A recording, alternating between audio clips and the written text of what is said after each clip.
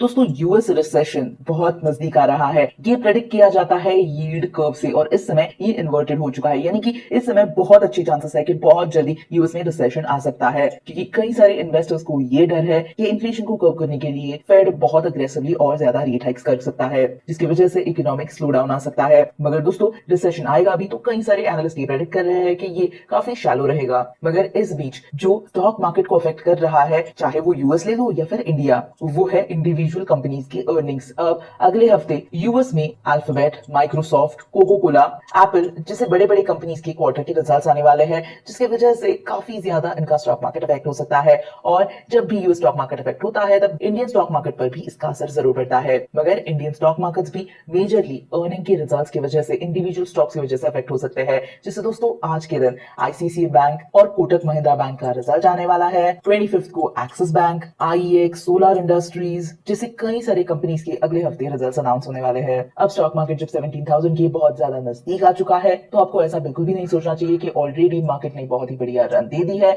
इतने ज्यादा run up के बावजूद भी ऐसे कई सारे स्टॉक्स है जो अभी भी एक अच्छी प्राइस पर आपको मिल सकते हैं। बस आपको कुछ अच्छे सपोर्ट्स और रेजिस्टेंसेस पर ध्यान रखना चाहिए, और इसी के बारे में आज हम बात करेंगे। सबसे पहला स्टॉक है वो है ग्लैंड फार्मा। जी हाँ दोस्तों, ये स्टॉक हमने आज इसलिए लिया है कि आप यहाँ पर देख सकते हो कि ये कितना ज्यादा फॉल हो चुका है। अब लिस्टिंग के बाद ये बहुत ज्यादा बढ़ गया था, मगर इस वक्त अगर आप देखोगे तो इनके खराब क्वार्टर के रिजल्ट की वजह से ये लगभग 2280 पर जा पहुंचा है। वॉल्यूम अगर आप देखोगे तो देखिए कितना ज्यादा इंक्रीज हुआ है, और यही चीज आप आरएसआई पर भी नोटिस कर सकते हो। इस समय आरएसआई 24 पर है, यानी कि ये ओवर सोल्ड जोन में है, यानी कि दोस्तों 2200 नहीं मगर इससे ज्यादा भी ये नीचे गिर सकता है। तो आपको ध्यान में रखना है 1850 ये सपोर्ट। अगर इस सपोर्ट के नजदीक आता है तो यहाँ से एक रिवर्ट मारने की बहुत अच्छी चांसेस है। आपको यहाँ पर बाय करने के बारे में सोचना चाहिए अगर आपको ग्लैंड फार्मा में इन्वेस्ट करना है। मगर दोस्तों इतना क्यों अफेक्ट हो गया है इनका रिजल्ट? इसका सबसे मेन रीजन ये है कि पिछले साल इसी क्वार्टर कोविड-19 के जो ड्रग्स थे, जैसे रेमडेसिवियर, तो ये जो ड्रग्स थे वो बहुत ज्यादा सेल हुए थे। मगर इस क्वार्टर इन्हें ये ड्रग्स तो सेल नहीं हुए हैं, बल्कि इनके इंसुलिन लाइन को शट डाउन करने की वजह से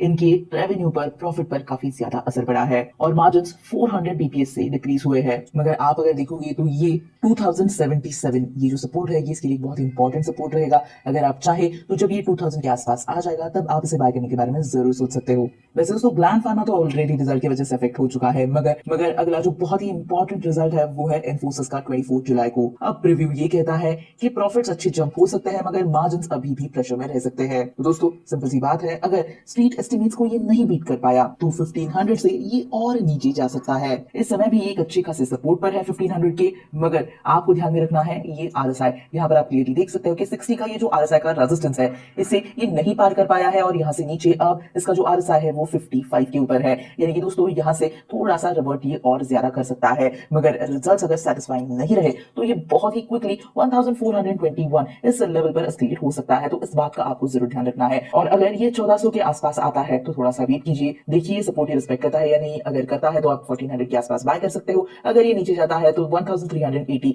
इस लेवल पर आप इसे जरूर बाय कर सकते हो। इसके अलावा दोस्तों फाइन ऑर्गेनिक भी अगर आप देखोगे तो यहाँ पर आरएसआई देखिए इस समय 58 पर है। अब सिंपल सी बात है दोस्तों, ये एक बहुत ही इंपॉर्टेंट रेजिस्टेंस है 1580, और अगर इस रेजिस्टेंस से ये नीचे आता है, यानी कि 60 का ये जो आरएसआई वो पार नहीं कर पाता, ये इससे नीचे आता है, तो दोस्तों जबरदस्त अपॉर्चुनिटी 5000 के नजदीक एक बहुत इंपॉर्टेंट सपोर्ट 4940 है, यहाँ पर ये आ सकता है। अब दोस्तों फाइन ऑर्गेनिक में जावा इस समय सोलर इंडस्ट्रीज में भी एक जबरदस्त अपॉर्चुनिटी आ सकती है। दोस्तों ध्यान देखिए इनका रिजल्ट भी डिक्लेयर होने वाला है, और ये एक बहुत ही इंपॉर्टेंट आरएसआई के रेजिस्टेंस पर खड़ा है। 60 पर है इस समय इसका आरएसआई, तो अगर 2800 अगर यहाँ से ये ऊपर की तरफ नहीं जाता, एक बहुत ही इंपॉर्टेंट रेजिस्टेंस 2960 है, यहाँ अगर ये रेजिस्टेंस को पार नहीं कर पाता तो एक अच्छा खासा चांस है कि यहाँ से वो नीचे आ सकता है 2600 पर। अब दोस्तों ध्यान देखिए एक बहुत ही इंपॉर्टेंट आरएसआई पर है, यानी कि अगर रिजल्ट सेटिस्फाइड नहीं रहे तो यहाँ से ये नीचे आ सकता है। तो आपको अगर for very long term by करना है तो 2600 के लेवल के आसपास आप जरूर बाय कर सकते हो। सोलर इंडस्ट्रीज के अलावा दोस्तों रिलैक्सो का भी रिजल्ट 26 जुलाई को डिक्लेयर होने वाला है, और यहाँ पर भी आप क्लियरली देख सकते हो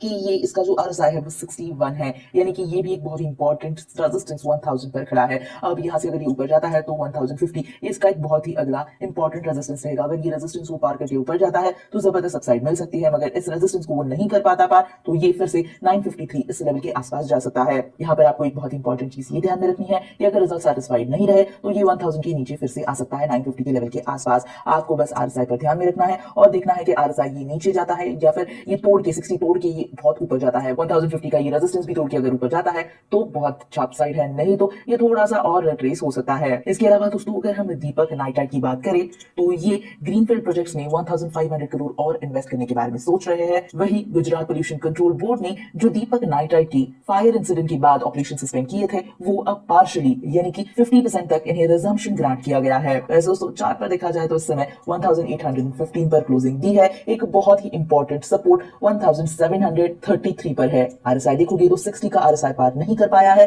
51 पर है इस समय, यानी कि ये जो एक बहुत ही इंपॉर्टेंट रेजिस्टेंस है वो पार नहीं कर पाया है, नीचे की तरफ आया है। तो दोस्तों आप 1800 से लेकर 1700 इस सपोर्ट रीजन में आप जरूर बाय कर सकते हो। अगर 1986 ये रेजिस्टेंस वो पार करता है तो जबरदस्त अपसाइड मिल सकती है, मगर इस समय 1800 और 1700 इस बीच आप कहीं भी इसे बाय करना चाहो फॉर वेरी लॉन्ग टर्म तो जरूर कर सकते हो। ऑल इन ऑल दोस्तों जिन शेयर्स के बारे में आज हमने डिस्कशन किया है वो है gland pharma, Infosys, fine organic, solar industries, Relaxo footwear और दीपक नाइट्राइट।